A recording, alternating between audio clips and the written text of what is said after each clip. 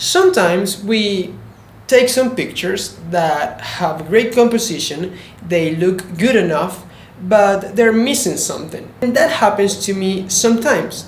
Luckily, there's one tip, a color correction tip, that can make some images look way more cool, and I'm going to show you that right now.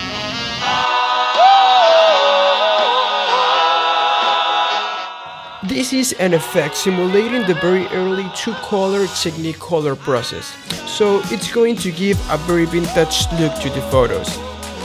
This is the soft portrait I just took, and we're going to make that effect right now. For some reason I don't like green so much in my pictures, so we're going to eliminate those tones now. Let's go to Adjustments, and we're going to choose Channel Mixer. We're going directly to the blue output channel, and we're going to make the blue 0 and the green 100. And as you can see, it really changed, but now my skin looks weird. We need to recover the reds.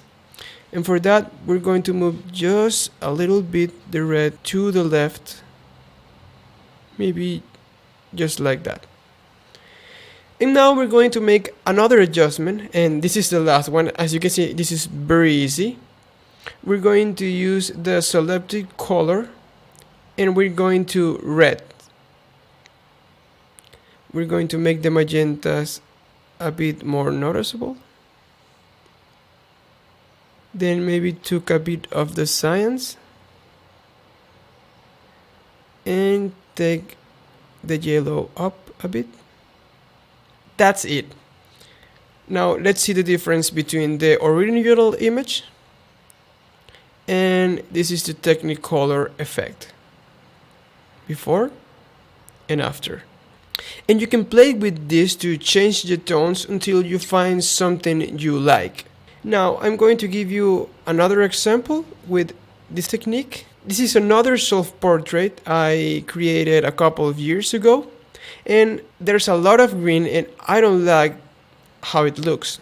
Maybe for some of you this is great, and that's okay. It's just my taste. So we're going again to Adjustments, Channel Mixer, and the same thing. We're going to make the blues 0 and the greens 100. I really like this. Now we need to recover a bit of the reds and make the skin tone a bit natural. And now we're going again to Adjustments, to Selective Color, and in the reds we're going to make the magentas and the greens up.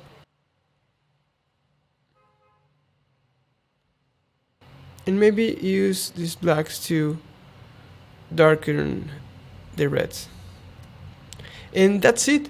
Look at the difference. This is the before and after.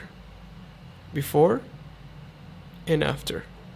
Again, this is a very simple effect, but it can make dramatic changes to the aesthetic of your pictures. I hope this helps you. Can't wait to see if you use this technique in your own pictures. Thanks for watching.